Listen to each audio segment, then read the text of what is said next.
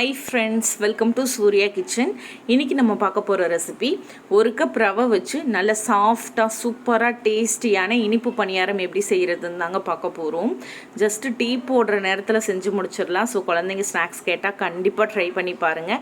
இப்போ எப்படி செய்கிறதுன்னு பார்க்கலாம். இது செய்கிறதுக்கு முதல்ல அடுப்பில் ஒரு பாத்திரம் வச்சுட்டு எந்த கப்பில் நம்ம ரவை எடுக்க போகிறோமோ அந்த கப்பில் 3/4 கப் அளவுக்கு வெல்லம் சேர்த்துக்கலாம். நீங்கள் வெல்லத்துக்கு பதிலாக வெள்ளச்சர்க்கரை இல்லை நாட்டு சர்க்கரை கூட பயன்படுத்தலாம். இப்போ இதில் 1/4 கப் அளவுக்கு தண்ணி சேர்த்துக்கலாம். சேர்த்துட்டு இதை கரைச்சி எடுத்துக்கலாம். வெல்லத்தை நல்லா கலந்து விட்டுக்கலாம். இது வெல்லம் கரைஞ்சா மட்டும் போதும், பாகுபதம் எதுவும் நம்ம எடுக்க தேவையில்லை. இந்த மாதிரி முழுமையாக கரைஞ்சதும் ஸ்டவ் ஆஃப் பண்ணிடுங்க. ஆஃப் பண்ணிவிட்டு இதை ஆற வச்சுக்கலாம். ரொம்ப சூடு ஆறணுங்கிறதில்ல, ஒரு வெதுவெதுப்பான சூடு இருந்தால் போதும். இப்போ அடுத்ததாக ஒரு மிக்சி ஜார் எடுத்துக்கலாம். இதில் 1 கப் அளவுக்கு ரவை சேர்த்துக்கலாம். வறுக்காத ரவை தான், உப்புமாவுக்கு நம்ம எடுக்கக்கூடிய ரவை தான் எடுத்திருக்கேன். இப்போ இதில் 3 ஏலக்காய் சேர்த்துக்கலாம். சேர்த்துட்டு இதை நல்லா நைஸான பவுடர் ஆகிற அளவுக்கு அரைச்சி எடுத்துக்கலாம். அரைச்சிட்டு ஒரு பவுலில் சேர்த்துக்கலாம். ரவையை நல்லா நைஸாக அரைச்சிக்கோங்க, அப்போ தான் பணியாரம் உங்களுக்கு நல்லா சாஃப்டாக வரும். இப்போ எந்த கப்பில் நம்ம ரவை எடுத்தோமோ அதே கப்பில் 1/2 கப் அளவுக்கு கோதுமை மாவு சேர்த்துக்கலாம். 1 கப் ரவைக்கு 1/2 கப் அளவுக்கு கோதுமை மாவு சேர்க்கணும். இப்போ இது கூட ஒரு சிட்டிகை அளவுக்கு உப்பு சேர்த்து இதை நல்லா மிக்ஸ் பண்ணிக்கலாம். மிக்ஸ் பண்ணிவிட்டு இப்போ இதில் வடிகட்டி வச்சு நம்ம ஏற்கனவே கரைச்சி வச்சுருக்க அந்த வெள்ளை கரைசலை வடிகட்டி சேர்த்துக்கலாம். தூசி மண் இருக்கும், அதனால் கட்டாயம் வடிகட்டிட்டு சேர்த்துக்கோங்க. நீங்கள் ஒரு வேளை வெள்ளச்சர்க்கரையோ இல்லை நாட்டு சர்க்கரையோ எடுக்கிறீங்க அப்படின்னா நீங்கள் இந்த மாதிரி கரைச்சி வடிகட்டி சேர்க்கணுங்கிற அவசியம் இல்லை. அப்படியே நீங்கள் சேர்த்துட்டு லேசாக வெதுவெதுப்பான சுடு தண்ணி ஊற்றி நீங்கள் மிக்ஸ் பண்ணிக்கலாம். இப்போ இதை அப்படியே நம்ம கட்டி இல்லாமல் நல்லா கலந்துக்கலாம். இப்போ இதில் 1/2 கப் அளவுக்கு தண்ணி சேர்த்துக்கலாம். ஏன்னா மாவு கெட்டியாக இருக்குது. இது நம்மளுக்கு ஒரு தோசை மாவு பதத்துக்கு வரணும். நம்ம வெல்லம் கரைக்கிறதுக்கு எடுத்த தண்ணி இல்லாமல் 1 கப் அளவுக்கு தண்ணி தேவைப்படும். கொஞ்சம் கொஞ்சமாக சேர்த்து கட்டி இல்லாமல் நல்லா மிக்ஸ் பண்ணி எடுத்துக்கோங்க. இதில் ரவை நல்லா நம்ம நைஸாக அரைச்சிருக்கிறதுனால நம்ம ஊற வைக்கணுங்கிறது இல்லை. மாவு கலந்துட்டு அப்படியே நம்ம பணியாரம் செஞ்சிடலாம். இப்போ இதில் இன்னும் நல்ல டேஸ்ட்டுக்காக ஒரு 1/4 கப் அளவுக்கு தேங்காய் துருவல் சேர்த்துக்கலாம். இது கூடவே 1/4 டீஸ்பூன் அளவுக்கு ஆப்ப சோடா சேர்த்துக்கோங்க.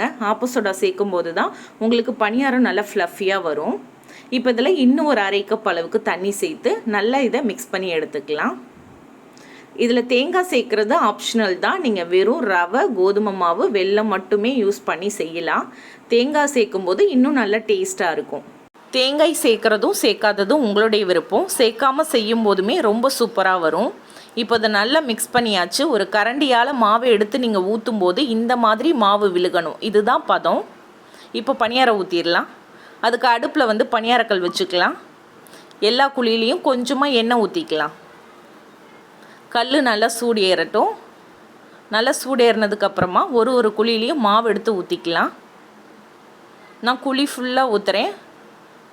நீங்கள் சின்ன பணியாரமாக போதும், சீக்கிரமாக வேகணும் அப்படின்னா பாதி குழி அளவுக்கு மட்டும் மாவு ஊற்றிக்கோங்க. நான் இன்றைக்கி கொஞ்சம் நல்லா பந்தாக பணியாரம் வரணும் அப்படிங்கிறதுனால ஃபுல்லாக மாவு சேர்த்துருக்கேன்.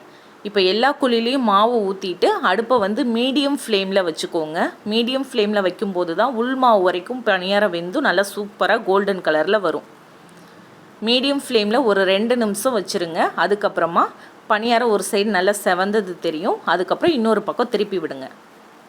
இந்த மாதிரி எல்லா பணியாரத்தையும் திருப்பி விட்டு இன்னொரு சைடும் 2 நிமிஷம் மீடியம் ஃப்ளேமில் வேக வச்சிங்கன்னா சூப்பராக பணியாரம் வெந்து வந்துடும். எவ்வளோ சூப்பராக வந்திருக்கு பாருங்கள். 2 சைடும் நல்லா செவந்து கோல்டன் கலர் வந்ததும் எடுத்துருங்க. இப்போ இதே மாதிரியே மீத இருக்க மாவையும் ஊற்றி எடுத்துக்கலாம்.